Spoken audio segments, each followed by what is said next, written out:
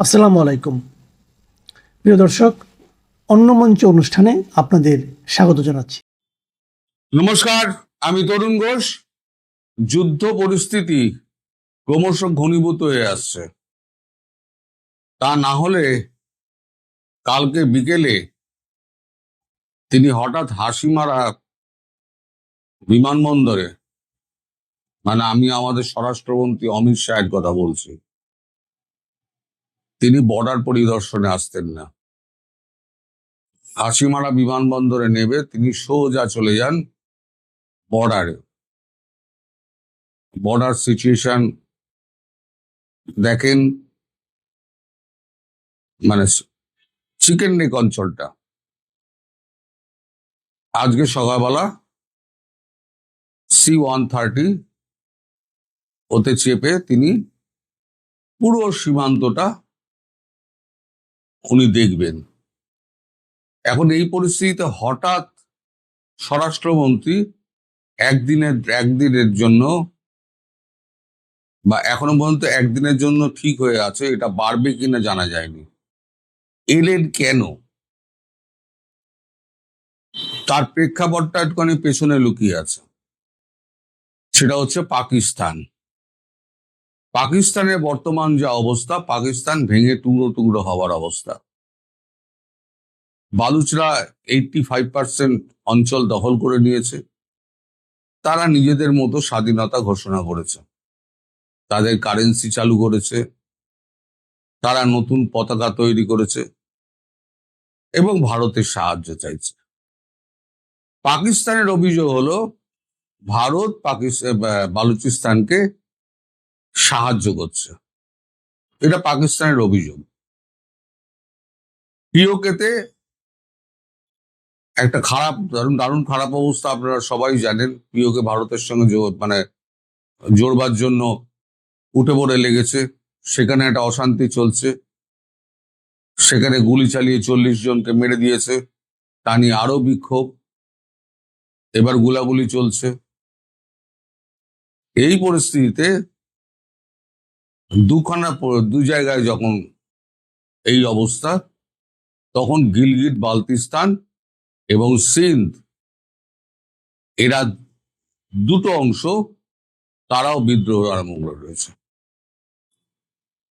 ওদিকে আফগানিস্তানের সঙ্গে তো লড়াই চলছেই। পাকিস্তান মনে করছে এই পুরো খেলাটার পেছনে রয়েছে ভারত, কিন্তু সিঁদুরে এত মার খেয়েছে যে এখন তাদের পক্ষে আর্টিলারি ফায়ারিং করা খুব মুশকিল হয়ে গেছে, কারণ ব্যারেল গুলো সমস্ত ফেটে গিয়েছে। এত আর্টিলারি ফায়ারিং করেছিল, ব্যারেল গুলো ফেটে গিয়েছে, ফলে আর্টিলারি ফায়ারিং করার মতো অবস্থায় তাদের নেই। এই মুহূর্তে তারা যেটা করছে সেটা হচ্ছে ভারতবর্ষকে অস্থির করার জন্য ওই পূর্ব বাংলাকে ব্যবহার করবে। এবং স্বরাষ্ট্রমন্ত্রীর কাছে খবর আছে তারা ভেতরে ভেতরে তৈরি হচ্ছে এবং খুব শীঘ্রই একটা মিস অ্যাডভেঞ্চার যাকে বলে করার চেষ্টা করবে পাকিস্তান, এই সমস্ত জিহাদিদের যাদের ট্রেনিং দিয়েছে তাদেরকে দিয়ে, এবং অ্যাক্টিভলি পাকিস্তান সেনাবাহিনী। যার জন্যে DGISPR এসে পুরো পরিদর্শন করে গেছিলেন, এবং ওদের যিনি প্রতিরক্ষা মন্ত্রী এবং ডেপুটি প্রাইম মিনিস্টার ইশাক দার, তিনিও বাংলাদেশ ভ্রমণ করেছেন এবং বিভিন্ন লোকের সঙ্গে কথাবার্তা বলেছেন। এখন বাংলাদেশকে তার ডিপ্লোম্যাটিক চ্যানেলে সাবধান করে দেওয়া হয়েছে। গত 3 দিন আগে একদম ডসিয়ার পাঠিয়ে সাবধান করে দেওয়া হয়েছে। পৃথিবীর সমস্ত রাষ্ট্রগুলোকে জানিয়ে দেওয়া হয়েছে যে ভারত অ্যাক্ট অফ ওয়ারের মধ্যে রয়েছে। সেক্ষেত্রে সিঁদুর এখনো কিন্তু চলমান, সিঁদুর বন্ধ হয়নি। সেক্ষেত্রে যদি ভারতবর্ষের ওপরে কোনো আক্রমণের যদি প্রচেষ্টা হয় বা কোনো পরিকল্পনা হয়, তাহলে ভারত আগে থেকে অ্যাগ্রেসিভ অ্যাকশন নেবে। সেই অ্যাগ্রেসিভ অ্যাকশনের কতটা এগিয়েছে সেটাই এখন পরীক্ষা করার জন্য স্বরাষ্ট্রমন্ত্রী কালকে বিকেলে এবং আজকে সকালে উনি পরিদর্শন করবেন। আপনাদের বলে রেখে দিই, একটা না দুটো আপনার ওই ব্রহ্মোসের মানে ইউনিট তারা কিন্তু শিলিগুড়িতে পৌঁছে গিয়েছে। শিলিগুড়িতে একটা শর্ট ল্যান্ডিং প্রসেস হয়েছে বা তৈরি করা হয়েছে, যেখানে C-130 নামতে পারে। কারণ খাদ্য, রসদ, গোলা বারুদ এগুলো তো প্রয়োজন আছে, তাই ওখানে শর্ট ল্যান্ডিং একটা তৈরি করা হয়েছে। আজকে C-130 সেখানেই নামবে, সেখান থেকেই অমিত শাহ তিনি পুরো বর্ডার পরিদর্শন করবেন। কাল রাত্রিবেলা যেটা হয়েছে, রাত্রি 2টোর সময় এক স্কোয়াড্রন আপনার রাফেল তারা পুরো এরিয়া চক্কর মেরেছে, মানে সীমান্ত এরিয়া ভারতের অংশে চক্কর মেরেছে। চক্কর মেরে তারা মানে প্রতিরক্ষা মন্ত্রীর উপস্থিতিতে তারা দেখিয়ে দিয়েছে তাদের ঘুরে আসতে মোটামুটি 3 থেকে 4 মিনিট লেগেছে। এই 3 থেকে 4 মিনিটের মধ্যে, মানে এর তো স্পিড মারাত্মক, তাই 3 থেকে 4 মিনিটের মধ্যে এরা পুরোটা চক্কর মেরে দিয়েছে। এখন আজকে তিনি সেনাবাহিনী এবং BSF এর সঙ্গে কথাবার্তা বলবেন। এর মধ্যে কিষেনগঞ্জ থেকে লোককে ডাকা হয়েছে বিহারের। আমরা ওদিকে মানে যে সমস্ত অঞ্চলগুলো আছে সেখানকার BSF কর্তাদের ডেকে পাঠানো হয়েছে। ডেকে পাঠিয়ে তিনি প্রয়োজনীয় নির্দেশ দিয়ে দিয়েছেন। কি নির্দেশ দিয়েছেন সে তো আমি জানি না। এখন এশিয়া পরিস্থিতি কিন্তু ক্রমশ খারাপের দিকে যাচ্ছে, কারণ আমেরিকা তলায় তলায় বন্ধুত্বের কথা, ওপরে ওপরে বন্ধুত্বের কথা বললেও তলায় তলায় কিন্তু ভারতের বিরুদ্ধেই কাজ করে যাচ্ছে। ভারত রাশিয়া থেকে তেল আনলে পরে তার উপরে 100% অতিরিক্ত, এবং তিনি কংগ্রেসের ফ্লোরে দাঁড়িয়ে বলেছেন দরকার হলে চীন, ভারত সহ যত এশিয়ান কান্ট্রিগুলো আছে তাদের উপরে 500% ট্যারিফ লাগাবে। এই অবস্থায় ভারত তো বসে নেই, ভারত তার বিকল্প খোঁজ করছে, এটা বহুদিন আগে থেকেই। তাই এখন হাইড্রোজেন চালিত ট্রেন চালানো হচ্ছে। গতকালকেই তার উদ্বোধন হয়েছে। প্রধানমন্ত্রী হরিয়ানার একটি অঞ্চলে, জিন্দে খুব সম্ভবত, তিনি করেছেন, ফ্ল্যাগ অফ করেছেন। এর স্পিড হচ্ছে 120 কিলোমিটার আপাতত। এটি মানে প্রথম হাইড্রোজেন চালিত ইঞ্জিন। এরপর আরো রিসার্চ অ্যান্ড ডেভেলপমেন্ট হবে, তখন স্পিড আরো বাড়বে। কারণ তেলের ব্যবহার, এনার্জি ব্যবহার যতটা কমিয়ে আনা যায় তার উপরে ভারত একেবারে নির্ভরশীল হয়ে পড়েছে। কারণ এই যুদ্ধ যদি শুরু হয়, আমি বলেছি যুদ্ধ শুরু হলে কে কোন পক্ষে দাঁড়াবে বলা মুশকিল, এবং সেটা কিন্তু দীর্ঘস্থায়ী হবে। আর ভারত, চীন, রাশিয়া যদি একত্র হয় তাহলে পরে ওটা কিন্তু আমেরিকার পক্ষে খুব মুশকিল হয়ে দাঁড়াবে, এবং সেটাই বাস্তবে সেটাই হবে। কারণ বাংলাদেশের মাটিতে বঙ্গোপসাগরের জলে আমেরিকানদের কোনো ঠাঁই নেই, এটা কিন্তু 3টি দেশ পরিষ্কার করে দিয়েছে। সেক্ষেত্রে আমি বলেছিলাম বাংলাদেশকে ব্যবহার করা হবে এবং ভারতকে অস্থির করার জন্য। এবং তার জন্য আমি গতকালকে যে রিপোর্টটা করেছিলাম যে খুব শীঘ্রই হয়তো সার্জিক্যাল স্ট্রাইক হবে। এই সার্জিক্যাল স্ট্রাইক হওয়ার ঠিক আগে আমাদের স্বরাষ্ট্রমন্ত্রীর সফর জিনিসটাকে আরো গুরুত্বপূর্ণ করে তুলল। আমার মনে হয় না আর খুব একটা দূরের সময় রয়েছে। যে কোনো দিন, যে কোনো মুহূর্তে, কালকেও বলেছি, আজকেও বলে দিলাম, এই খবর আমার খবর নয়, এই খবর হচ্ছে অল ইন্ডিয়া রেডিওর খবর। আমি তার ফার্স্ট পেজে এটা দিয়ে দিচ্ছি, আপনারা দেখে নিতে পারেন। তো আমেরিকা যেখান থেকে মানে ভারত যেখান থেকে তেল নেয়, ইরানের চাবাহার বন্দর পুরো উড়িয়ে দিয়েছে কালকে। এই দেখুন কালকে ছবি, কালকে উড়িয়ে দিয়েছে। রাশিয়া থেকে তেল আনতে দেবে না, অথচ নিজেরা রাশিয়া থেকে তেল কিনবে। মানে কাণ্ড দেখুন। আমি দিলে ঠিক আছে, তোমায় আমি নিতে দেবো না। তাদের এই দাদাগিরি ভারত, চীন, রাশিয়া মেনে নেবে না।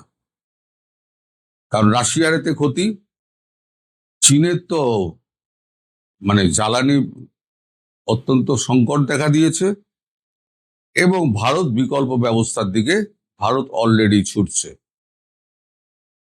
এখন একা ইউএই কত আমাদের তেল দেবে? আমাদের ভারতবর্ষ বিরাট মানে চাহিদা, তার 140 কোটি লোক, তার এত যানবাহন, তাদের চাহিদা বিরাট। তো সেক্ষেত্রে যদি একটা এরকম যুদ্ধ পরিস্থিতি হয়, তাহলে পরে কে কোন পক্ষে দাঁড়াবে এখনই বলা মুশকিল। এগুলো কিন্তু যুদ্ধের পরবর্তী মানে পর্বে ধীরে ধীরে ধীরে ধীরে প্রকাশ পায় কে কোন পক্ষে গেল। এখন এই যে পরিস্থিতির সৃষ্টি হলো, তাতে কিন্তু উত্তাপ আরো বাড়লো। যে কোনো দিন, আমি যে কোনো মুহূর্তে বলেছি হবে সার্জিক্যাল স্ট্রাইক, এবং সেটা আজকে আমি নিশ্চিত হলাম আমাদের স্বরাষ্ট্রমন্ত্রীর এই আগমন নিয়ে। এখন তিনি আজকের দিনটাও হয়তো থাকতে পারেন, থেকে আরো কথাবার্তা বলবেন। তারপর তিনি ইস্টার্ন কমান্ডে যাবেন কলকাতায়, ইস্টার্ন কমান্ডে এসে তিনি কথাবার্তা বলবেন, বলে তারপরে উনি দিল্লি ফিরবেন। এবং উনি বলে গেছেন যেদিনকে হবে এই ঘটনা, তিনি পশ্চিমবঙ্গে উপস্থিত থাকবেন, হয়তো তিনি শিলিগুড়িতেই থাকবেন, এটা মনে করা হচ্ছে। তিনি নিজে দাঁড়িয়ে থেকে যুদ্ধ পরিচালনা করবেন, নিজে দাঁড়িয়ে থেকে। এখন দেখা যাক, সামনের দিনের জন্য অপেক্ষা করুন। আমি বলেছি অনেক নাটকীয় ঘটনা ঘটবে, অপেক্ষা করুন। সবাই ভালো থাকবেন। আপনি যে কথাটা বললেন যে বেলুচিস্তান স্বাধীন হচ্ছে নাকি এটা অতিরঞ্জিত বা কারা এর সাথে রয়েছে, সত্য কথা বলতে কি বেলুচিস্তান স্বাধীনই ছিল, এটাই ইতিহাস। 1948 সালে জিন্না গাদ্দারি করে, ওই যে পাকিস্তানের জাতির পিতা, তাদের বাবায় কৌম, এই শুয়োরখোর গিদরখোর জিন্না গাদ্দারি করে এই বেলুচিস্তান দখল করে ফেলে। সেই থেকে 1948 সাল থেকে আজ পর্যন্ত বেলুচদের উপর চরম নির্যাতন নিপীড়ন চলে আসছে। 1948 একবার ভয়াবহ নির্যাতন চালিয়েছে দখল করার সময়। এমনকি 1970 সালে, অর্থাৎ আমাদের দেশে গণহত্যা চালানোর কিছুদিন আগে, তার আগের বছরই বেলুচিস্তানে টিক্কা খান গণহত্যা চালায়, টিক্কা খানের নেতৃত্বে, যার জন্য টিক্কা খানকে বুচার অফ বেলুচিস্তান বলা হয়, বেলুচিস্তানের কসাই বলা হয়। তাকেও বাংলাদেশে নিয়োগ দেওয়া হয়েছিল আমাদের উপর গণহত্যা চালানোর জন্য। আমরা স্বাধীন হয়ে গেছি, বেলুচিস্তান স্বাধীন হতে পারে নাই। আমাদের ভাগ্য ভালো যে আমরা প্রায় রাষ্ট্র স্বাধীন হয়েছি। তারা প্রায় 72-73 বছর যাবত তারা লড়াই চালিয়ে আসছে। আজকে তারা স্বাধীনতা ঘোষণা করে দিয়েছে, তারা কারেন্সিও বানিয়ে ফেলেছে। আমাদের সৌভাগ্য, মনে হয় কারেন্ট মনে হয় এসে গেছে, তো ভালোই হয়। বলতেছিলাম সেটা হলো যে অবশ্যই বেলুচিস্তান স্বাধীন হবে, স্বাধীন হওয়ারই কথা। কারণ এই দেশ, যে জাতি একবার স্বাধীনতার কথা ঘোষণা করে আপনি তাদেরকে রুখে রুখে দিতে পারবেন না। আর এদের উপর যে নির্যাতন নিপীড়ন চলেছে তাদের তো আপনি রুখতে পারবেনই না। কারণ হচ্ছে এই পাকিস্তান বাহিনী কত হারামি, এদের মানবাধিকার কর্মীদের গায়েব করে দেয়, এদের শিশুদের মেরে ফেলে, বাপকে মেরে ফেলে, মাকে মেরে ফেলে। আর বেলুচরা হচ্ছে হাজার হাজার বছরের সংস্কৃতি সভ্যতার অধিকারী। আপনি এটাকে তো ধরে রাখতে পারবেন না। আরো বিচিত্র বিষয় যে 73 74 বছর 72 থেকে 73 বছর যে নির্যাতন নিপীড়ন চালাচ্ছে, কোন মুসলমানদের চেতনা এখন আর জাগে না। এইভাবে নৃশংসভাবে বেলুচ মুসলমানদের মেরে ফেলতেছে। কোন বামপন্থীদের কোনো দিন আপনি কোন বামপন্থী অফিসে এগুলো নিয়ে আলোচনা শুনবেন, কোন বামপন্থী পত্রিকায় একটা কলাম তো দূরের কথা, একটা বাক্য লিখতে দেখবেন না। কোন মুসলমান একটা শব্দ উচ্চারণ করবে মুসলমানদের নিয়ে। এখন আর ইসলামী জজবাও তাদের জাগে না, বামপন্থীদের মানবাধিকারের জজবাও তাদের জাগে না। এই বেলুচেরা যে বীরেরা যে লড়াই করতেছে, তাদের নেতাদের হত্যা করে ফেলেছে, ডেকে নিয়ে দাওয়াত দিয়ে নিয়ে মেরে ফেলেছে, এইরকম রেকর্ড আছে। আর আপনি যেটা বললেন, এটার সত্যতা হলো যে এরা আপনি আর ঠিকই রাখতে পারবেন না। বাংলাদেশকে গিলে খাওয়ার জন্য এসেছিল 24শে জুলাই সন্ত্রাসী আন্দোলনের পরে পাকিস্তান মনে করেছিল যে মুড়ির মোয়ার মতো বাংলাদেশ গিলে খাবে। তখনই আমি বলেছিলাম, এর আগেও বলেছি, বাংলাদেশ আওয়ামী লীগ তখন ক্ষমতায়, তার আগেও আমি বলেছি যে আগামী 5 থেকে 10 বছরের মধ্যে পাকিস্তান ভেঙে যাবে। তো আমি ভেবেছিলাম, তখন বলেছিলাম টুকরো হবে, মানে একটা হবে। কিন্তু আপনি যেটা বললেন যে বেলুচিস্তান স্বাধীন হয়েছে কিনা, আপনাকে বলে রাখি, পাকিস্তান টুকরো টুকরো হয়ে যাবে। আর আপনি এটাকে টিকিয়ে রাখতে পারবেন না। কারণ সারা পৃথিবী এদের অবস্থান দেখেছে, তারা কারেন্সিও চালু করে দিয়েছে। আমরা যারা মুক্তিযুদ্ধের পক্ষের মানুষ, তাদের উচিত বেলুচ মুক্তিযোদ্ধাদের সমর্থন দেওয়া, বেলুচিস্তানকে স্বাধীনতার স্বীকৃতি দেওয়া। আমার ধারণা এই মুহূর্তে যদি শেখ হাসিনার সরকার বা বাংলাদেশের মুক্তিযুদ্ধের সরকার ক্ষমতায় থাকতো, অবশ্যই বেলুচিস্তানকে স্বীকৃতি দিয়ে দিত। আমার ধারণা 1-2 মাসের মধ্যে থেকেই পৃথিবীর বিভিন্ন দেশ বেলুচিস্তানকে স্বীকৃতি দেবে। কারণ প্রায় 40 লক্ষ থেকে 50 লক্ষ বেলুচ যারা দেশের বাইরে রয়েছে, তারা বিভিন্নভাবে কাজ করতেছে। আমাদের সাথে তাদের ব্যক্তিগতভাবে কথা হয়। তারা কতটুকু মানে সেকুলার আপনি চিন্তাই করতে পারবেন না। তারা মুসলমান, তারা নিজস্ব সংস্কৃতি, সভ্যতাকে তারা ধারণ করে। তারা শুধুমাত্র কোন ব্যক্তি বা গোষ্ঠী বা একই চিন্তার উপরে তারা থাকে না। তারা কারোর সাথেই, তারা এত লিবারেল আপনি কল্পনাই করতে পারবেন না। তারা এত লিবারেল।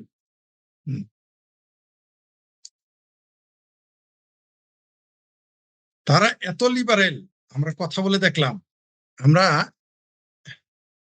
আমরা চিন্তাই করতে, তাদের সাথে তাদের বিভিন্ন প্রশ্ন করেছি আমরা যে আপনাদের স্বাধীন বেলুচিস্তানের স্বরূপ কি হবে, আপনাদের বেলুচিস্তানের চিন্তা ভাবনা কেমন হবে, আপনাদের রাজনৈতিক মোটো কি হবে।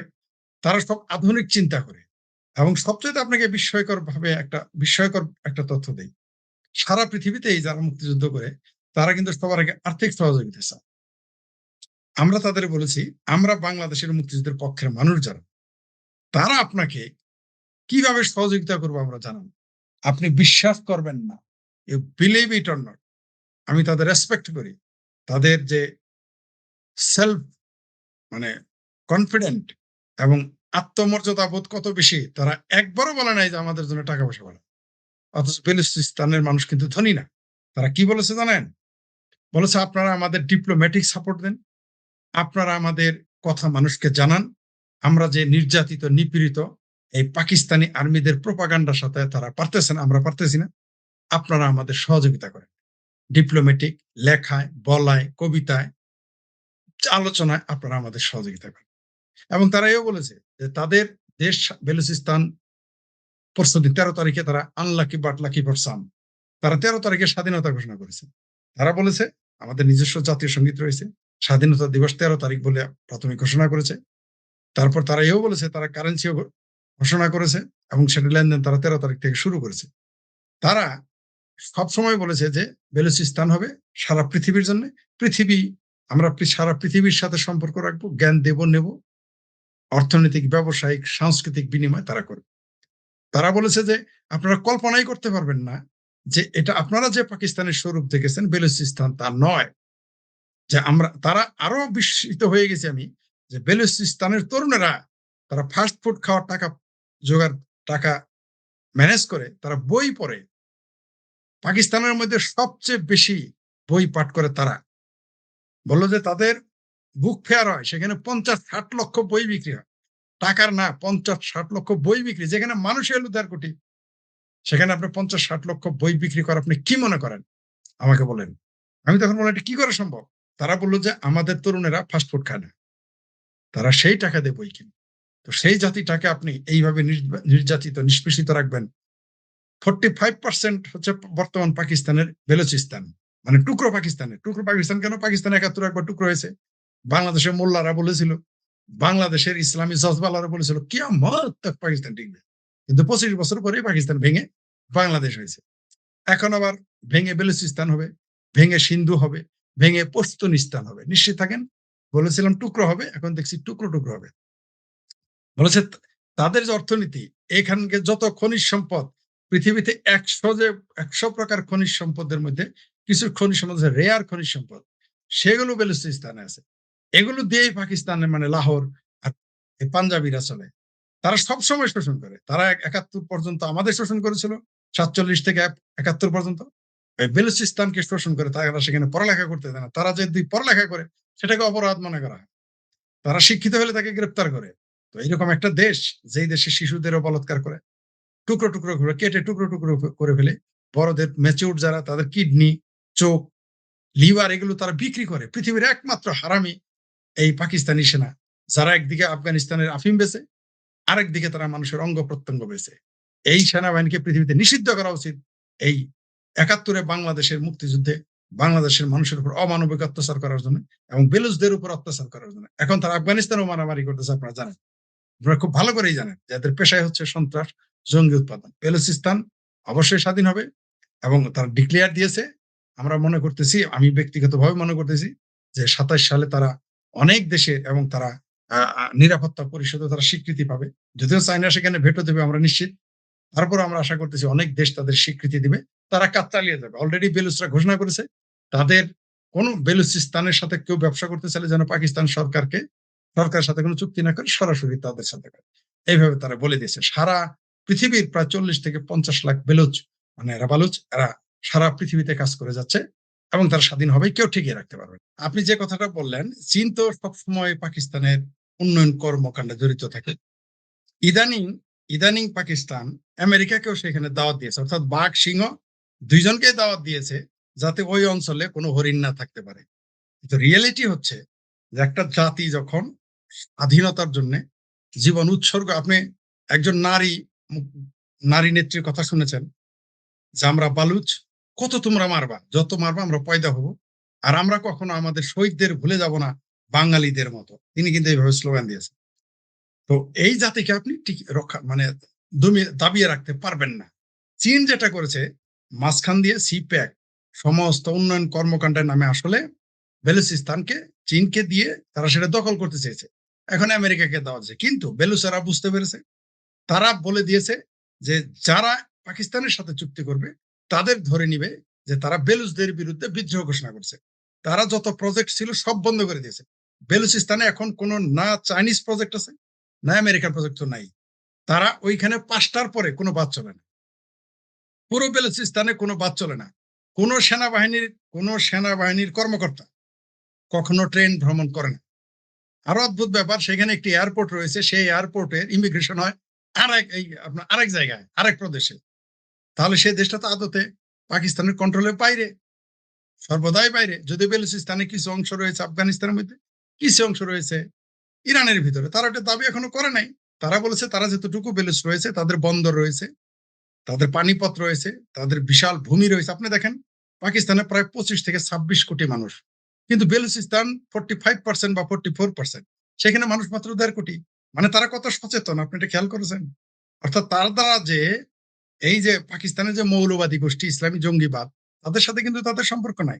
এবং আপনি খেয়াল করেন, তারা শুধুমাত্র সেনাবাহিনীর, আপনি দেখবেন সেনাবাহিনী যখন রেলে যায় সেই গাড়িতে হামলা করে, বা সেনা ক্যান্টনমেন্টে হামলা করে, সরাসরি সেনা স্থাপনা বা পুলিশের উপর হামলা করে।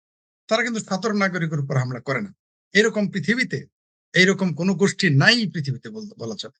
তারা যে কোনো বাণিজ্য সেখানে চীনকে বলে দিয়েছে তারা তারা যখন দেখেছে তাদের লুটে পুটে খায়, গ্যাস যায় বালুচিস্তান থেকে, বেলুচিস্তানের মানুষ গ্যাসের অভাবে রান্না করতে পারে না, এটা তো মেনে নিবে না, মেনে তারা নিতে পারে না।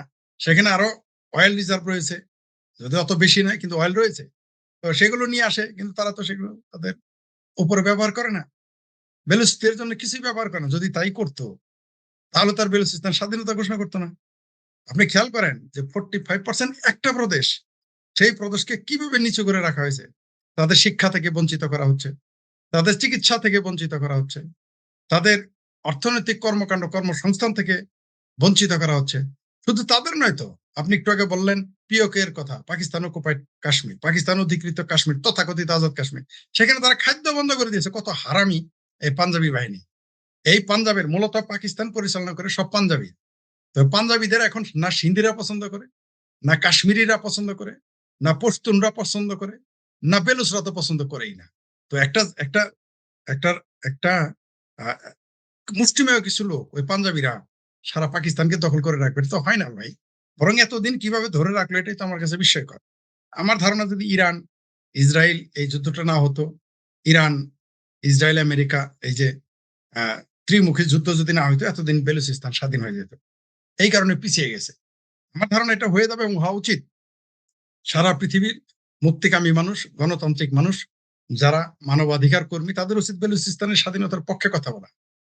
এইখানে দেখেন আপনি, এখন কিন্তু আমি আবারও বলতেছি যে এখন কোন ইসলাম প্রেম আমরা দেখতেছি না, তারা যে মুসলমান এটা আর বলতেছে না, তাদের মারা যায়। মানে বাংলাদেশের মুসলমানরা কত বড় ফাত্রা, বাংলাদেশের বামপন্থীরা কত বড় ফাত্রা, বেলুচিস্তান দিয়ে প্রমাণিত হয়েছে। এমনকি 200-র উপরে লোক মরে ফেলছে পিওকেতে, পাকিস্তান অকুপাইড কাশ্মীর, প্রায় 200-র উপরে লোক মেরে ফেলেছে। পত্রিকায় আসছে 50 জন, কিন্তু আমরা জানি সেখানে 200-র উপরে লোক মারা গেছে। কিন্তু বাংলাদেশের টু শব্দটি করতে দেখেছেন কোন মুসলমানকে? কাশ্মীরে তো জেনুইন মুসলমান, তাই না? আজকে যদি ভারতের ভিতরে যে কাশ্মীর, সেখানে যদি 2 জন লোক মারা যাইতো, বাংলাদেশে বাইতুল মোকাররমে মিছিল করতো। 200 লোক মেরে ফেললো পাকিস্তান অধিকৃত কাশ্মীরে, তাদের টু শব্দটি নাই। আর বেলুচদের তো লক্ষ লক্ষ মেরেছে 73 বছরে, কেউ টু শব্দটি করে না। তো এগুলো ভণ্ডামি তো আমরা দেখতে পারতেছি। তো বেলুচিস্তান অবশ্যই স্বাধীন হবে। আর চীন, আমার ধারণা যে চীনও শেষ মুহূর্তে, আমার ধারণা চীন 27 সালের মধ্যেই বেলুচদের সাথে একটা চুক্তিতে যাবে, কারণ তারা তো ব্যবসা করতে হবে। পাকিস্তানের একেবারে বর্ডার এটা যদি তারা ছেড়ে দেয়, ইরানের বর্ডার, এই পুরো বেলুচ যদি ছেড়ে দেয় তো হবে না। আমরা দেখেছি বার্মাতে সকল দলের সাথে, সকল গোষ্ঠীর সাথে চীনের সুসম্পর্ক আছে। আমার ধারণা চীন 2027 সালের মধ্যেই এই বেলুচদের সাথে সুসম্পর্ক করবে, তাদের ব্যবসায়িক কারণে। যেহেতু তাদের বিভিন্ন প্রজেক্ট রয়েছে, তাদের অনেক উন্নয়ন প্রকল্প রয়েছে। আর যেহেতু দেশটা স্বাধীনতা ঘোষণা দিয়ে দিয়েছে এবং দেশটা স্বাধীন হয়ে যাবে, আমেরিকাও নিশ্চয়ই এই সুযোগটা হাতছাড়া করবে না। কারণ এত বড় একটা প্রদেশ, মানুষ মাত্র 1.5 কোটি, প্রচুর রিসোর্স রয়েছে, পৃথিবীর সকল পরাশক্তি সেখানে চলে আসবে, কোনো সন্দেহ নেই চলে আসবে। ব্যবসায়ীরা সেখানে চলে যাবে। আমাদের সাথে তাদের কথা হয়েছে যে সেখানে তারা শিক্ষা প্রতিষ্ঠান, স্বাস্থ্য মানে হাসপাতাল সহ আরো বিভিন্ন, তারা খনিজ না শুধু, তারা বহুবিধ ব্যবসা বাণিজ্যের জন্য তারা পৃথিবীকে সুযোগ দিয়ে অবারিত করে দিবে, তারা বলে দিয়েছে। তো ব্যবসায়ীরা সেখানে যাবে, অবশ্যই সেখানে চীনও থাকবে। কিন্তু এখন চীনের যে কোনো প্রজেক্ট তারা হামলা করেছে, তারা বলেছে যে এখান থেকে কোনো রিসোর্স, কোনো খনিজ সম্পদ যদি লাহোরে যায়, করাচিতে যায়, তবে তারা সেটাকে হামলা করবে এবং করে চলছে, এবং নিয়মিত করে চলছে। আপনি দেখেন যখন ওই ফিল্ড মার্শাল আসিফ মুনির সারা দুনিয়া জয় করতেছে, ভারত দখল করবে, বাংলাদেশের দিয়ে 7 সিস্টার দখল করার স্বপ্ন দেখতেছিল, তখন কিন্তু তার বেলুচিস্তান চলে গেছে এবং আজকেও 45 জন মারা গেছে। সে পরশুদিন বলেছিল যে 72 ঘন্টার মধ্যে বেলুচিস্তান খালি দেখতে চায়, কিন্তু উল্টা হয়ে গেছে। BLA, Bangla Balochistan liberation alliance army, তারা কিন্তু অলরেডি আজকে মেরে ফেলেছে। এবং দেখবেন এটা ঘটতেই থাকবে, আপনি দাবিয়ে রাখতে পারবেন, এটা সম্ভব না, কখনোই সম্ভব না। আপনি একটা দেশকে, একটা অঞ্চলকে, একটা জাতিকে আপনি নিয়ে 75 বছর শোষণ করবেন, তারা বসে থাকবে, আশাটা কেন করেন? কখনোই সম্ভব না। আমি অবশ্যই আশা করি, যেহেতু তাদের স্থলবন্দর আছে, সরি, তাদের পানিপথ আছে, বন্দর আছে, তাদের যে বন্দরটা রয়েছে, এই বন্দর বেলুচিস্তানকে খুবই সহযোগিতা করবে আগামীতে ডেভেলপমেন্টের জন্য, এটা আমার ধারণা। এবং তাদের সাথে ইরানের সম্পর্ক ভালো থাকবে। হয়তো পাকিস্তানের সাথে 5 বছর বা 10 বছর সম্পর্ক ভালো থাকবে না, এক সময় আস্তে আস্তে স্বাভাবিক হবে। আর তার মধ্যে তো পাকিস্তান তো থাকবেই না। বেলুচিস্তান চলে গেলে সিন্ধ স্বাধীন হয়ে যাবে, সিন্ধ স্বাধীন হয়ে গেলে পশতুন স্বাধীন হয়ে যাবে, বা তারা আফগানিস্তানে যোগ দিয়ে দিবে। পাকিস্তানের ওই পাঞ্জাব নিয়ে বসে থাকতে হবে। পাঞ্জাব ছাড়া পাকিস্তানে কি, পাকিস্তান একটি কৃত্রিম রাষ্ট্র, এই রাষ্ট্রের অস্তিত্ব থাকবে না, এটাই স্বাভাবিক। শুনেন, বাংলাদেশি, বাঙালি একটা জাতি, সিন্ধি একটা জাতি, বেলুচ একটা জাতি, পশতুন একটা জাতি, এমনকি পাঞ্জাবি একটা জাতি। পাকিস্তান কি? পাকিস্তান তো কোনো জাতি না, এটা তো আর্টিফিশিয়াল। তো আর্টিফিশিয়াল চিজ তো বেশি দিন থাকবে না, এটাই স্বাভাবিক। শুনেন, যখন পাকিস্তান স্বাধীন হওয়ার আগে মৌলানা আবুল কালাম আজাদ ভারতের শিক্ষামন্ত্রী, প্রথম শিক্ষামন্ত্রী ছিলেন স্বাধীন ভারতে।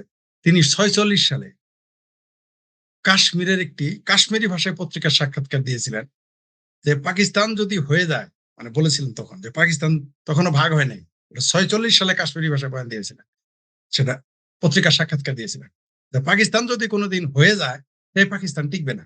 বলছিল যে 25 বছর টিকবে না। সত্যি সত্যি তখন কিন্তু 25 বছরের মধ্যেই বাংলাদেশ নামে একটি দেশ সৃষ্টি হয়েছে। যদিও মোরারজি দেশাই নাকি বাজপেয়ী ইন্দিরা গান্ধীকে বলেছিলেন যে আরেকটা পাকিস্তান সৃষ্টি করলেন আপনি, ওটাও সত্য হয়েছে। 2026 সালে ওইটাও সত্য হয়েছে যে একটা দ্বিতীয় পাকিস্তানে, দুইটাই সত্য হয়েছে। অর্থাৎ আবুল কালাম আজাদের কথাও সত্যি হয়েছে যে পাকিস্তান নামক রাষ্ট্রটি টিকবে না। আবার মোরারজি দেশাই বা আহ বাজপেয়ীজি, আমার মনে নাই এক্সাক্ট নাম, তিনি বলেছিলেন যে একটা দ্বিতীয় পাকিস্তান হতে যাচ্ছে। সম্ভবত মোরারজি দেশাই বলেছিলেন, কারণ বাজপেয়ী তো এই বাংলাদেশের মুক্তিযুদ্ধের পক্ষে ছিলেন, কথা বলেছেন, কাজ করেছেন সংসদের বাইরে। তো এই বাংলাদেশটা দ্বিতীয় পাকিস্তানে পরিণত হয়েছে। আর পাকিস্তানটা টিকবে না, এক আদতেও টিকবে না। বললাম তো আমাদের জাতিসত্তা আছে, বাঙালি জাতিসত্তা। হিন্দু হোক, মুসলমান হোক, খ্রিস্টান হোক, বৌদ্ধ হোক, জৈন হোক, আস্তিক হোক, নাস্তিক হোক, আওয়ামী লীগ হোক, বিএনপি হোক, জাতীয় পার্টি, এরা কিন্তু একটা জাতি। আমরা কিন্তু বাঙালি হিসেবে একটা জাতি, মানে আমাদের ঐক্য হওয়ার একটা। শুধু ধর্ম দিয়ে আপনি কোনোদিন কোনো দেশ টিকায় রাখতে পারবেন না।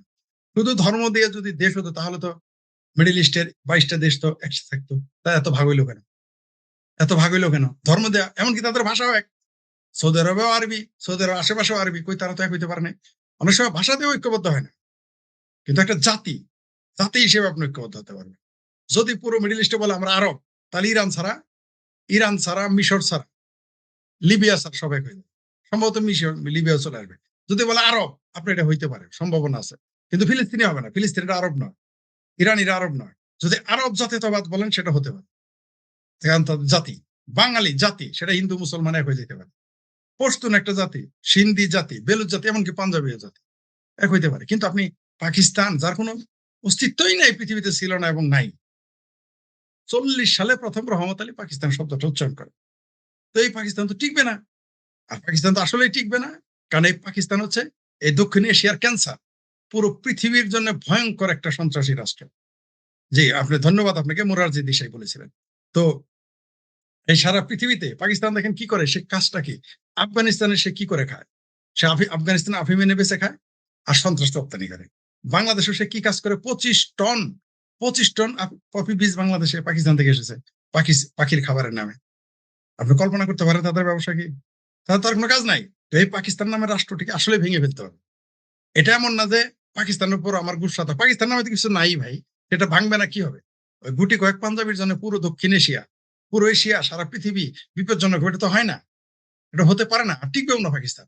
আপনি আমি চাইলেও আগামী 5 বছরে তো এটা ভাঙবেই বলেছিলাম, এবং এটা তাড়াতাড়ি হবে, এত তাড়াতাড়ি আমি বুঝি নাই, এত তাড়াতাড়ি। আর আগামী 10 বছরে তো পাকিস্তান নামে কোনো রাষ্ট্র থাকবেই না, কেউ চাইলেও টিকে রাখতে পারবে না। কারণ পৃথিবীতে পাকিস্তানকে কেউ বিশ্বাস করে না।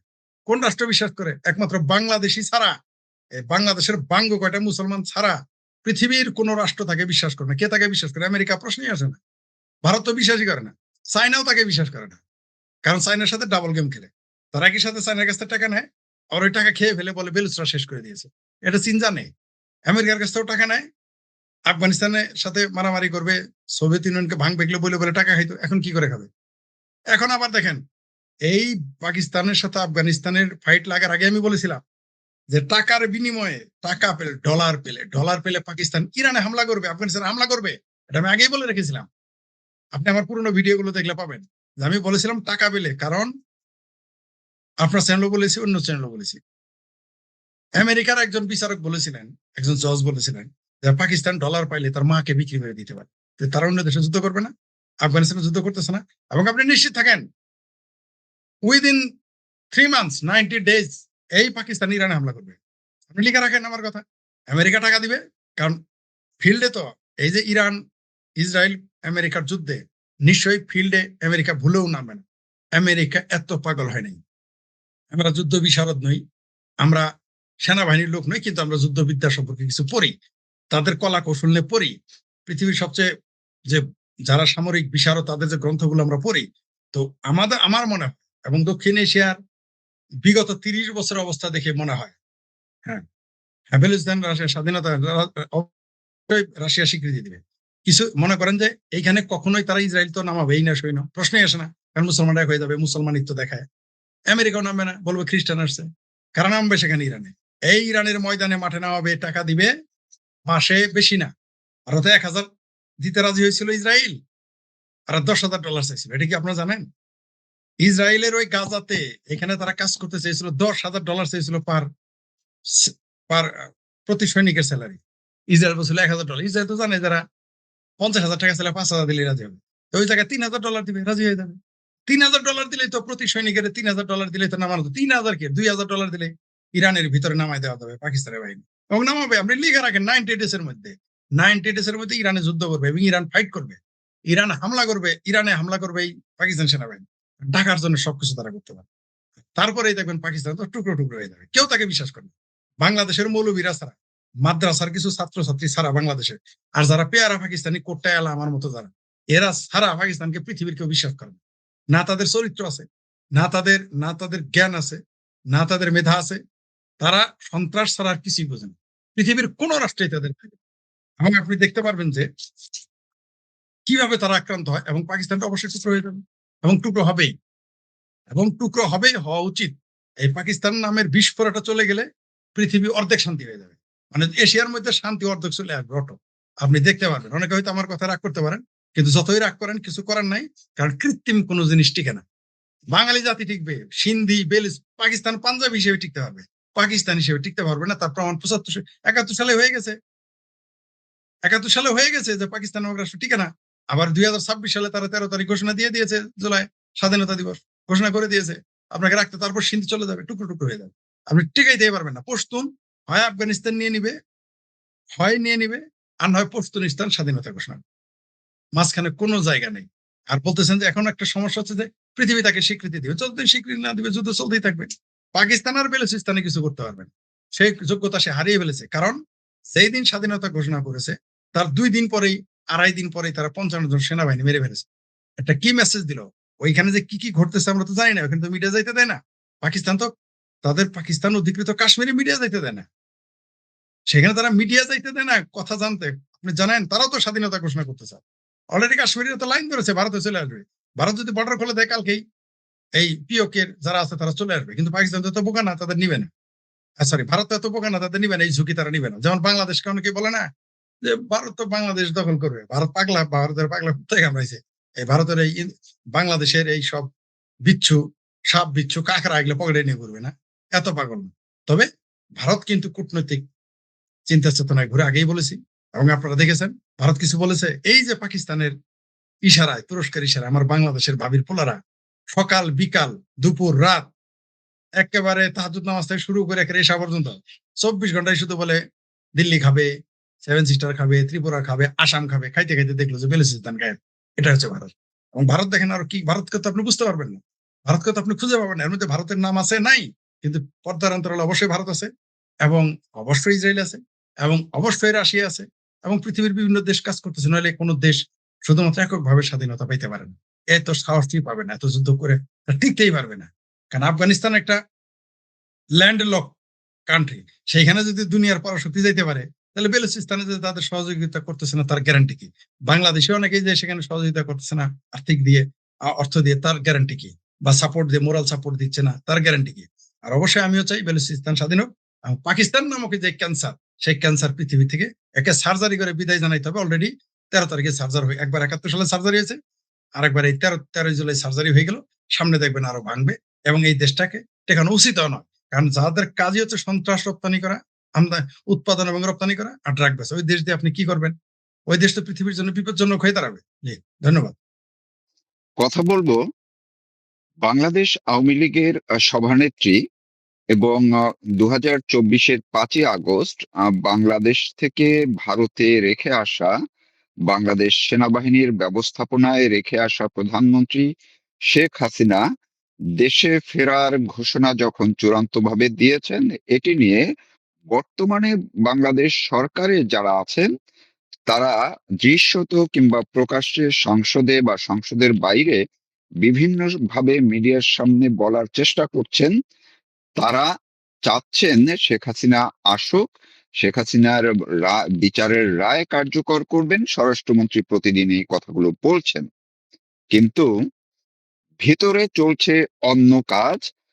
অর্থাৎ সরকারের ভেতরে এখন সবচেয়ে বড় উদ্বেগ, উৎকণ্ঠার বিষয়টি হচ্ছে শেখ হাসিনার আগমন।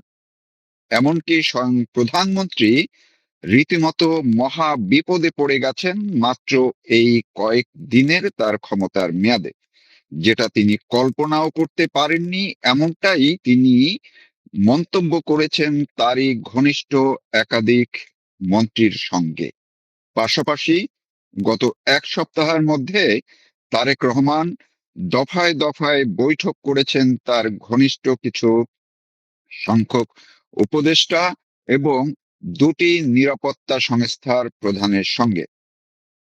পাশাপাশি কথা বলেছেন একজন আইনজ্ঞের সঙ্গে যে শেখ হাসিনা যখন ফিরবেন, ভেতরে আড়ালে আবডালে আন্তর্জাতিক বলয়ে যত ধরনের যা কিছুই আলাপ আলোচনা কিংবা যতই পদ্ধতি পলিসি হোক না কেন, তারপরেও সবচেয়ে চূড়ান্ত যে বিষয়টি, এবং ওই যে বললাম তারেক রহমানের জন্য মহা বিপদ, সেটি হচ্ছে শেখ হাসিনার নিরাপত্তা কিভাবে দিবেন তারেক রহমান। এই নিরাপত্তার প্রশ্নেই তারেক রহমান তিনি নিজে এই যে সারা দেশে যত কর্মসূচি করছেন, বিভিন্ন দলীয় কিংবা অন্যান্য গাছ লাগানো বা অন্য সব মিটিং, এর মধ্যেই তিনি রীতিমতো এক ধরনের আঁতকে ওঠেন এবং তাৎক্ষণিকভাবে তিনি শরণাপন্ন হন। নিরাপত্তা বিষয়ক যারা আছেন তাদের সঙ্গে কথা বলার জন্য তাদেরকে ডেকে পাঠান এবং বৈঠকে অংশ নেন। অনেকেই বলছেন যে ভারতে যখন শেখ হাসিনা আছেন, তিনি যখন ফিরবেন, অনেক কিছুই নির্ধারণ হবে ভারত সরকারের মাধ্যমে, যেটি এই সরকারের যে মন্ত্রীরা তারাও বলছেন। শ্যামা ওবায়েদ তিনি কালকেও বলেছেন ভারত সরকারের উপরেই অনেক কিছু ডিপেন্ড করবে। প্রধানমন্ত্রীও নিজে বলেন, অন্যরাও বলেন ভারত সরকারের উপরে অবশ্যই ডিপেন্ড করবে অনেক কিছু বিষয়, এবং আন্তর্জাতিক বলয় থেকেও আরো অনেক বিষয় এক ধরনের আহ, বা- নির্ভর করবে ভারত সরকারের উপরে, যেমন তেমনি তারেক রহমান সরকারের উপর। এর মধ্যেই দুইটি বিষয়ে খুবই গুরুত্ব দিয়েছেন তারেক রহমান। সেটি হলো, যা একটু আগেই বললাম, এই যে নিরাপত্তা সংশ্লিষ্ট যাদের সঙ্গে তিনি দফায় দফায় বৈঠক করছেন, তাদের কাছ থেকে দুটি বিষয় তারেক রহমান বারবার জানার চেষ্টা করেন প্রধানমন্ত্রী হিসেবে। সেটি হচ্ছে, যদি যখনই যেদিনই শেখ হাসিনা দেশে সীমান্তে পা রাখবেন, সেটি বিমানে আসুক কিংবা সড়ক পথে আসুক, আইন শৃঙ্খলা বাহিনীর পক্ষ থেকে বা স্বরাষ্ট্রমন্ত্রী বলছেন যে তাকে দেশে পা রাখার সঙ্গে সঙ্গে তাকে গ্রেপ্তার করা হবে। কিন্তু তারেক রহমান এর মধ্যে জানতে চেয়েছেন, কারণ এর আগে কোনো একজন আইনজ্ঞ তাকে বলেছেন, যেহেতু এই মুহূর্ত পর্যন্ত শেখ হাসিনার পদত্যাগপত্র আইনগতভাবে কোথাও পাওয়া যায়নি, ফলে যেই মুহূর্তে তারেক রহমান দেশের মাটিতে পা ফেলবেন, সেদিন কিন্তু তিনি প্রধানমন্ত্রী হিসেবেই দেশের মাটিতে পা রাখছেন।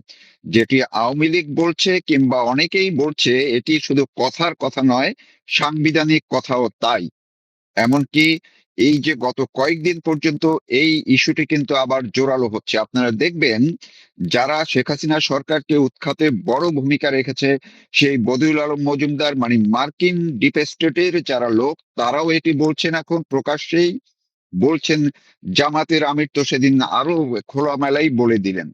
ফলে এই বিষয়টিও তারেক রহমানের একেবারে বুকের ভেতরে আঘাত লেগেছে।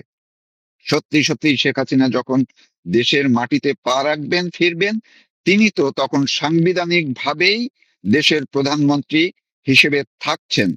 তাইলে তারেক রহমানের অবস্থা তখন কি হবে, আইনগতভাবে যারা বলছেন যে তাকে গ্রেপ্তার করবেন, আসলে কি তখন প্রধানমন্ত্রী হিসেবে গ্রেপ্তার তাকে করার এখতিয়ার সরকারের কিংবা আইন শৃঙ্খলা বাহিনীর থাকবে কিনা?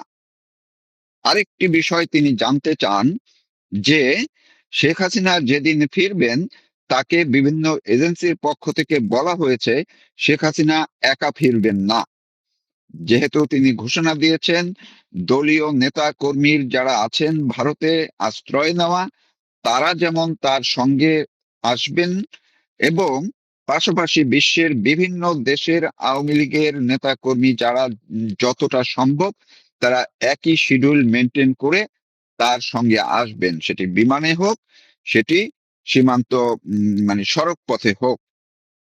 তার চেয়েও বড় একটি বিষয় যেটি নিয়ে আলাপ আলোচনা হচ্ছে নিয়ত, সেটি হচ্ছে প্রতিনিয়ত যে আলাপ আলোচনাটি হয় সেটা হচ্ছে শেখ হাসিনাকে গত এই 5-6 মাসে আন্তর্জাতিক মিডিয়া যেভাবে ফোকাস করছে, সেই আঙ্গিকে নিশ্চিত হয়েছেন তারেক রহমান সরকার এবং অন্য সবাই যে শেখ হাসিনা যেদিন ফিরবেন সেদিন তার সঙ্গে, অর্থাৎ ওই সময়ে আন্তর্জাতিক বাঘা বাঘা বিভিন্ন মিডিয়ার সাংবাদিকরা, প্রতিনিধিরা উপস্থিত থাকবেন।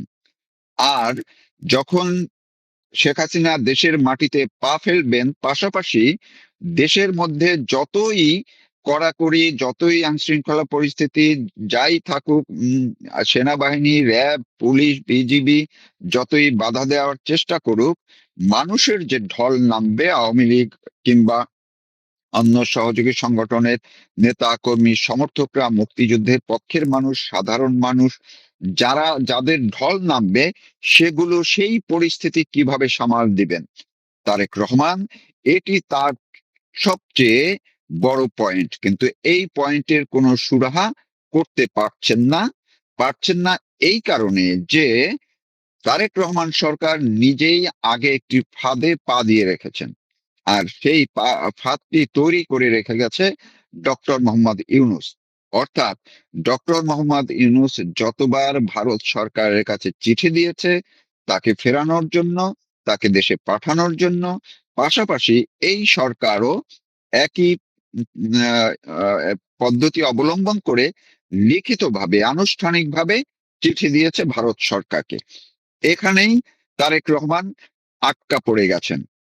এখন তারেক রহমানকে আন্তর্জাতিক বিশ্ব থেকে এবং ভারত তো অবশ্যই উম, তাকে ইতিমধ্যেই উম, বলার বলা শুরু করেছেন বিভিন্ন ভাবে, আলাপ আলোচনায়। আনুষ্ঠানিকভাবে এখনো জানানো হয়েছে কিনা এটি আমি এখনো জানতে পারিনি, কিন্তু তারেক রহমানের সঙ্গে যারা কথা বলেছেন আইন শৃঙ্খলা রক্ষা মানে এজেন্সির, তাদের কোনো একটি সূত্র আমাকে জানিয়েছেন যে তারেক রহমানকে তারা বলেছেন যে যখনই শেখ হাসিনা দেশে ফিরবেন তখন হয়তোবা ভারত সরকার সবচেয়ে বড় চাপ তৈরি করবে তারেক রহমানের উপরে শেখ হাসিনার নিরাপত্তার বিষয়। অর্থাৎ শেখ হাসিনাকে আইনগতভাবে যে ফিরিয়ে দেওয়ার কথা সরকার বলছে, সেই আইনগতভাবে অর্থাৎ তাকে গ্রেপ্তার করে প্রত্যাপনের যে বিষয়টি ভাবছে তারেক রহমান সরকার, সেটি তো হওয়ার কোনো সুযোগ নেই, হবেও না। বরং ভারতের অতিথি শেখ হাসিনাকে যেদিন দেশে পাঠাবেন কিংবা সেটি যেভাবেই হোক, তখন যদি কোনোভাবে শেখ হাসিনার উপরে কোনো রকম হামলা বা কোনো বিশৃঙ্খল পরিস্থিতির সৃষ্টি হয়, তবে সেই দিনই তারেক রহমানের মহা বিপদ একেবারে সামনে নেমে আসবে। এবং তখন তারেক রহমানের ক্ষমতা থাকবে কি থাকবে না, দেশের পরিস্থিতি কি হবে কি হবে না, সেই পরিস্থিতিটি কিভাবে সামাল দিবে, এটির কোনো পথ এখন পর্যন্ত তারেক রহমান সরকার খুঁজে পাচ্ছে না। এবং তার নিরাপত্তা এজেন্সির যারা আছেন তারাও এই বিষয়ে এখন পর্যন্ত তাকে কোনো রকম দিক নির্দেশনা দিতে পারছেন না। যদিও কোনো একটি মাধ্যমে বলা হয়েছে যে প্রধানমন্ত্রীর নিরাপত্তা উপদেষ্টা ভারতে গিয়ে অজিত দোভালের সঙ্গে বৈঠকের কথা একটি ছড়াচ্ছে, যে সেইখানে যত আলোচনা তার মধ্যেও এখন এমন একটি বিষয় থাকতে পারে কথাটা এই কারণে বলছি যেহেতু আমি নিশ্চিত নই, কিন্তু ওই মাধ্যমগুলোর আভাসটা এমন আপনারাও দেখতে পারেন, সামাজিক যোগাযোগ মাধ্যমে আছে। বাংলাদেশেরই কোনো কোনো প্রতিষ্ঠিত সাংবাদিক কিন্তু এটি প্রকাশ করেছে। তো সেই জায়গাটিতে কেউ কেউ বলার চেষ্টা করছেন, বরং বাংলাদেশ সরকার বা তারেক রহমানের নিজে এই মহা বিপদ থেকে উদ্ধার পাওয়ার সবচেয়ে মহা মন্ত্র হিসেবে কাজ করছে। ভারত সরকারকে এখন আকুতি মিনতি জানানো, যে কোনো ভাবে শেখ হাসিনাকে যাতে ঠেকিয়ে রাখা হয়, শেখ হাসিনাকে যাতে তার কথা অনুযায়ী এই মুহূর্তে অন্তত পক্ষে 2-4 বছরের মধ্যে যাতে বাংলাদেশে না পাঠায়। এখন যখনই এই প্রস্তাব যদি সত্যি সত্যি দেওয়া হয়, তবে তখনই তো ভারত বলবে তোমরাই তো চেয়েছো, আনুষ্ঠানিক চিঠি দিয়ে তাকে ফেরত চেয়েছো। তো এখন তো তিনি নিজেই স্বেচ্ছায় দেশে যাচ্ছেন, তাহলে তোমরা তার নিরাপত্তা কেন দিতে পারবে না? আর আন্তর্জাতিক প্রশ্নই এটি। আর শেখ হাসিনাও তার প্রস্তুতি যেভাবে নেওয়া হচ্ছে, সেইভাবে শুধুমাত্র আওয়ামী লীগ নেতা কর্মীরা তার সঙ্গে ফিরবে সেটি নয়, আরো অনেক মহলের অনেক কিছুই, বিশ্বের বিভিন্ন দেশের বিভিন্ন মহলের প্রতিনিধিরা থাকবেন ওই সময় ওই দিন। ফলে বুঝতেই পারছেন তারেক রহমানের মহা বিপদটি কি। তারেক রহমান এখন না পারছেন ফেলতে এই ইস্যুটি, না পারছেন গিলতে। দেশের মধ্যেও এক ধরনের জামাত এনসিপি তারা যেমন তাকে চাপ দিচ্ছে, আর শেখ হাসিনা নিজেই যখন ঘোষণা দিয়েছেন, এটি অটোমেটিক ভাবে বাই প্রোডাক্ট হিসাবে একদম যেন মহা বিপদের একটা বড় আঘাত এসে পড়েছে তারেক রহমানের উপরে। এখন দেখা যাক সামনে পরিস্থিতি আরো কোন দিক থেকে কোন দিকে যায়। ধন্যবাদ। আসসালামু আলাইকুম রহমতুল্লাহি ওবরকাতুহ। সম্মানিত দর্শক, আওয়ামী লীগের একজন বয়স্ক এবং শীর্ষ নেতা, প্রবীণ নেতা, তার একটি বক্তব্য এখন সামাজিক যোগাযোগ মাধ্যমে রীতিমতো ভাইরাল হয়ে পড়েছে। অনেকে তার এই বক্তব্যটিকে একজন পরাজিত পলাতক বৃদ্ধের প্রলাপ হিসেবে বলার চেষ্টা করছেন, কিন্তু যিনি বক্তব্য দিয়েছেন এবং যে ভাষায় বক্তব্য দিয়েছেন তাকে যারা চেনেন তারা বলছেন যে অবশ্যই এটি কোনো বৃদ্ধের, পলাতক বৃদ্ধের প্রলাপ বাক্য নয়। খুলেই বলি, আওয়ামী লীগের অন্যতম শীর্ষ নেতা মোফাজ্জেল হোসেন চৌধুরী মায়া যদি ইতিবাচক দিক ধরেন, তাহলে একজন মহান মুক্তিযোদ্ধা, বীর মুক্তিযোদ্ধা, এবং এই ঢাকা শহরে 1971 সনে যে সফল যারা গেরিলা যুদ্ধ পরিচালনা করেছেন এবং আহ, পাকিস্তানি সেনাবাহিনীর ভিতরে রীতিমতো মৃত্যু ভয় যারা মানে ঢুকিয়ে দিয়েছিলেন, তাদের মধ্যে অন্যতম এই মোফাজ্জেল হোসেন চৌধুরী মায়া।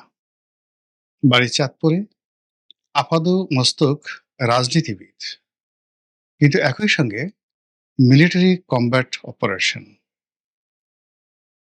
তারপর যেটিকে বলা হয় অস্ত্রের ট্রেনিং, বোমা তৈরি করা এবং বোমা বানানো এবং বোমা মারা, এই পুরো জিনিসটিতে যে কজন লোক বাংলাদেশে এক্সপার্ট আছে তাদের মধ্যে এই মোফাজ্জেল হোসেন চৌধুরী মায়া প্রধানতম। তার যারা কর্মী ছিলেন, অন্যান্য যারা ছিলেন, অনেকেই মরে গেছেন, কিন্তু তিনি এখনো জীবিত আছেন, সবল আছেন। তারপর আহ, যেটি বললাম যে দেখুন, সেনাবাহিনীতে যারা বোমা বানায় তারা কিন্তু বোমা মারে না, আবার যারা বোমা মারে তারা কিন্তু বোমা মারার কমান্ড করে না। তো এই লোকটি বা এদের মতো কিছু লোক আছেন যারা একেবারে এ টু জেড জানে একটা অস্ত্র তৈরি করা, গুলি করা, ফায়ার করা, সংরক্ষণ করা, এই পুরো জিনিসগুলো গেরিলা যুদ্ধের একেবারে বাংলাদেশের চেয়ে গুয়ে ভরা, যদি ইতিবাচক অর্থে ধরেন।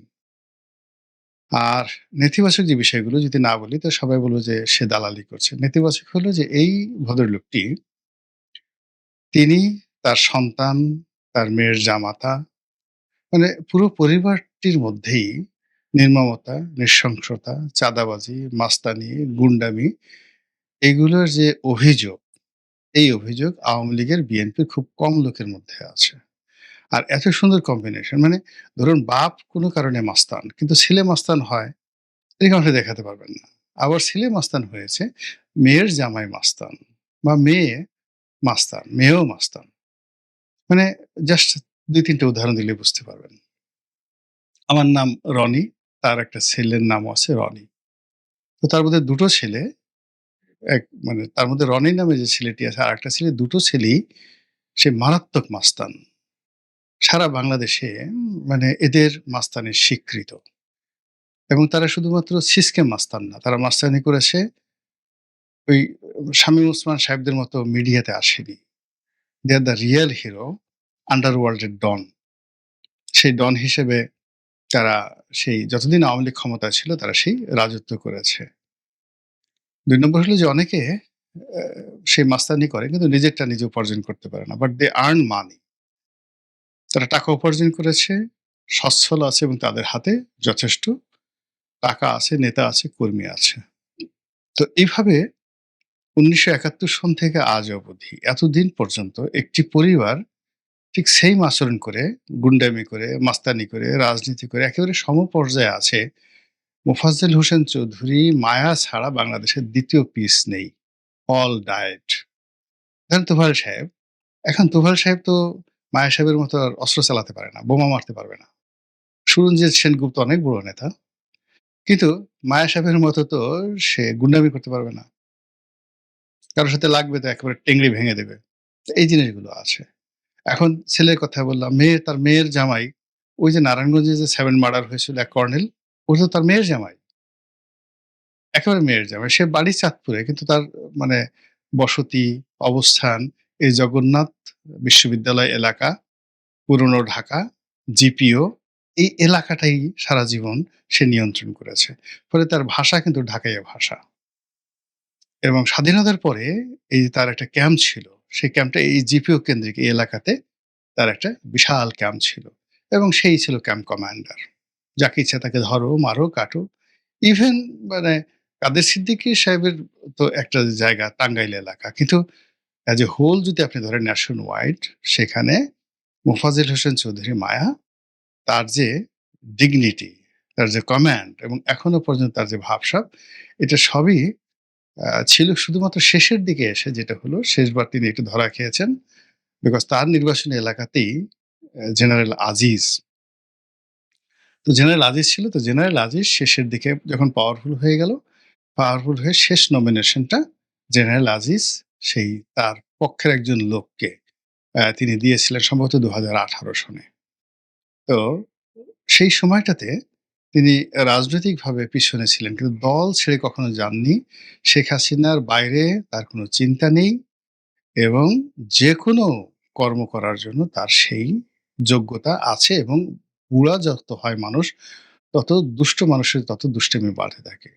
নিষ্ঠুর মানুষদের নিষ্ঠুরতা বাড়তে থাকে, জ্ঞানী মানুষের জ্ঞান বাড়তে থাকে। এখন আপনি তাকে যেভাবেই নেন না কেন, আপনি যদি তাকে ছোট শাকিল মনে করেন, তাকে যদি দাউদ ইব্রাহিম মনে করেন, তাকে যদি হাজী মাস্তান মনে করেন, মানে হোয়াট এভার মে বি, তাহলে এখন তিনি যে অবস্থাতে আছেন, তিনি জীবনের একেবারে শেষ পর্যায়ে পরিপূর্ণ অবস্থায় আছেন। তো তিনি একটি ডায়ালগ দিয়েছেন, সেটা হলো, "ধরবো গুলিস্তানে, ফেলবো আজিমপুরে।"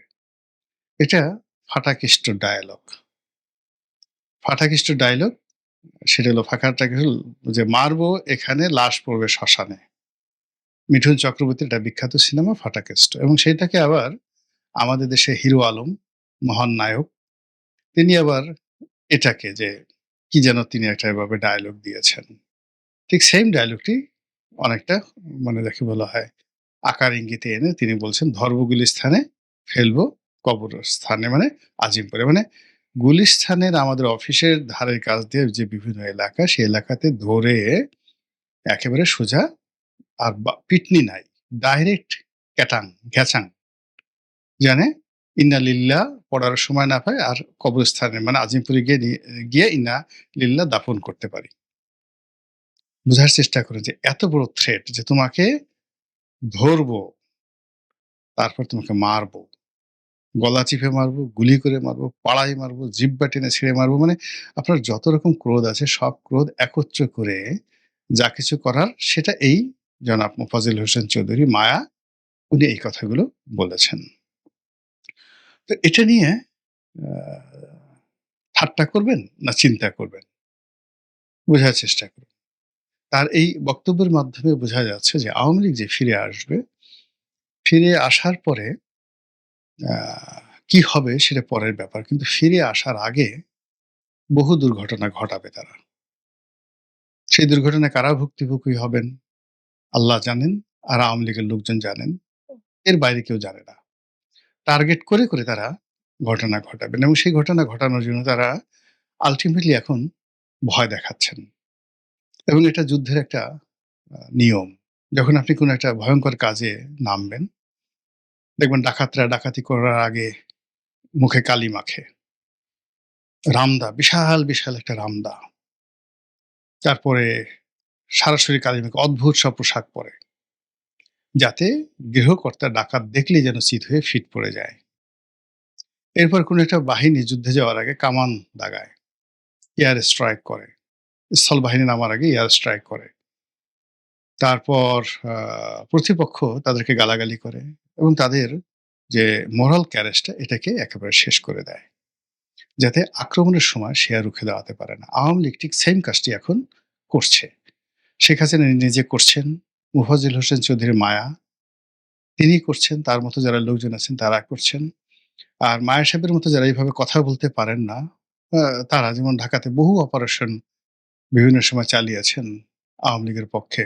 এরকম অনেক লোক আছে তার মধ্যে অন্যতম জাহাঙ্গীর কবির নানক। তো তারা কিন্তু বসে নেই। তারা বিভিন্ন ফর্মে অপারেশন চালাচ্ছেন। মানে সেই অপারেশনগুলো কখনো মোহাম্মদপুরে, কখনো গুলিস্তানে, কখনো বিভিন্ন জায়গাতে অপারেশন চালাচ্ছেন। এবং এখানে ডিম পাড়ে হাঁসে খায় বাঘ ডাসে। 99% অফ দেয়ার অপারেশন যার দায় পড়ছে বিএনপির উপর। আর দ্বিতীয়ত এই সকল অপারেশনে ভয় এবং আতঙ্ক তৈরি হয়ে গেছে। আপনারা বুঝতে পারছেন যে আমরা যে জিনিসগুলোকে দেখি আপাতত বিএনপির লোকজন করছে, জামাতের লোকজন করছে বা সাধারণ মানুষজন করছে বা ছিনতাইকারী করছে, বিচ্ছিন্ন ঘটনা। এগুলো যে কেবলই মাত্র বিচ্ছিন্ন ঘটনা নয়, এটা বোধ করি আপনারা একটু গভীরভাবে চিন্তা করলেই বুঝতে পারবেন। দ্বিতীয় যে বিষয়টি সেটি হলো মাঝে মধ্যে এই যে মুখ ঢেকে মিছিল করা, মিটিং করা এটা মানে আওয়ামী লীগ যে মাস্টার প্ল্যান করছে, ধরবো গুলিস্তানে, ফেলবো কবরস্থানে, এটার একটা পিনাট, একটা বাদামের একটা টুকরা। তারা আরো বড় করে কিন্তু কিছু কাজ করার চেষ্টা করছে। এখন সরকার এই বিষয়গুলো মানে এগুলো পলিটিক্যালি এগুলো নিষ্পত্তি হয় না। এগুলো সন্ত্রাস দিয়েও নিষ্পত্তি হয় না। There is a military plan. এই বিষয়গুলো জন্য একটা সামরিক কৌশল আছে। আপনার সঙ্গে যে যেভাবে কাজ করবে তার সঙ্গে সেই কাজগুলো আপনাকে করতে হবে। তো সেই দিক থেকে বিএনপি এবং জামাত, এনসিপি এই যে আওয়ামী লীগের যে বহুমুখী কৌশল, আপনি চিন্তা করুন আওয়ামী লীগ তো ৬৯ গণঅভ্যুত্থান ঘটিয়েছে। তারা 1954 এর নির্বাচনের পর আ সেই আদমজি রায়ট তারা করেছে। তারা সেই আ এই আওয়ামী লীগের একটা বিরাট অংশ তারা জাসদ করেছে। এরা সর্বহারের পার্টি করেছে। এরা জাসদ দমন করেছে, এরা সর্বহারা পার্টিকে দমন করেছে। তো এই যে ধারাবাহিকভাবে আওয়ামী লীগের যারা নেতা কর্মী যারা রয়েছেন তারা চাঁদাবাজি বলেন, মাস্তানগিরি বলেন, গুন্ডামি বলেন, দখল, বাণিজ্য মানে এখন বিএনপি যেই জিনিসগুলো আ খাচ্ছে, করছে বা বিএনপির লোকজন যেগুলোকে নিজেদের জিনিস মনে করছে, বেসিক্যালি এগুলোর ফাউন্ডেশন তো আওয়ামী লীগের করা। এগুলোর চাবিকাঠি তাদের হাতে। এগুলোর মাস্টার সুইচ তাদের হাতে। তো সেগুলো নিয়ে যদি তারা মাত্র ২৪ ঘন্টা খুব সুন্দরভাবে খেলতে পারে। ২৪ ঘন্টা তারা যদি সেগুলো নিয়ে যাকে বলা হয় আ অনিষ্ট সাধন করতে পারে, তাহলে অনেকের জন্য মানে দৌড় দিয়ে পালানোটাও দুষ্কর হয়ে যাবে। পালানোর জন্য পায়ে একটা শক্তি দরকার, সামনে একটা খোলা জায়গা থাকা দরকার এবং মোটামুটি একটা মানসিক ভয়ের একটা জায়গা আছে। মানে বেশি ভয় পেলে কিন্তু পালানো যায় না। মানুষ শীত হয়ে শুয়ে পড়ে, হাত পা কাঁপতে থাকে। তো আওয়ামী লীগ এই জিনিসগুলো জানে, দে নো। আর জানার কারণে কি হচ্ছে, এই যে এতদিন পরে ফজল হোসেন চৌধুরী মায়া যে কথাগুলো বলছে তার এই বয়সে, এটা ছেলে খেলা নয়। এটা হিরো আলমের ভাষণ নয়, বা এটা মিঠুন চক্রবর্তী যে সিনেমার ডায়ালগ দিয়েছেন সেই সিনেমার ডায়ালগ নয়। এটি এমন একজন মানুষ বলেছেন যে মানুষের এই ধরনের বহু কর্ম করার ইতিহাস আছে। সে শুধু নিজে না, তার কর্মী বাহিনী আছে, তার ছেলেরা আছে, আত্মীয়স্বজন আছে। দেয়ার আর হিউজ কানেক্টিভিটি। সেগুলো নিয়ে এরকম একটা কথা যখন তিনি এসে প্রকাশ্যে বললেন, নিজের চেহারা দেখিয়ে, কোনো অডিও না, একেবারে চেহারা দেখিয়ে বুঝতে হবে যে অ্যাডামেন্ট। এই লোকটি অ্যাডামেন্ট হয়ে গেছেন এবং নিজের জীবনের বিনিময় হলো তিনি এই কাজগুলো করার চেষ্টা করছেন এবং করবেন। এখন সরকার দেখি কিভাবে এই বিষয়গুলো, বিশেষ করে আমাদের স্বরাষ্ট্রমন্ত্রী মহোদয় কিভাবে এই জিনিসগুলো মোকাবেলা করেন। আমি শুধুমাত্র জনজীবনে যাতে এই ধরনের মানে ঘটনার ছায়া না পড়ে, সরকার যাতে সতর্ক হতে পারে এবং জনগণ যাতে সচেতন হয়, এজন্য এই কথাগুলো বলা। মহান আল্লাহ আমাদের সবাইকে হিদায়াত দান করুন এবং হেফাজত করুন। আসসালামু আলাইকুম ওয়া রাহমাতুল্লাহি ওয়া বারাকাতুহু।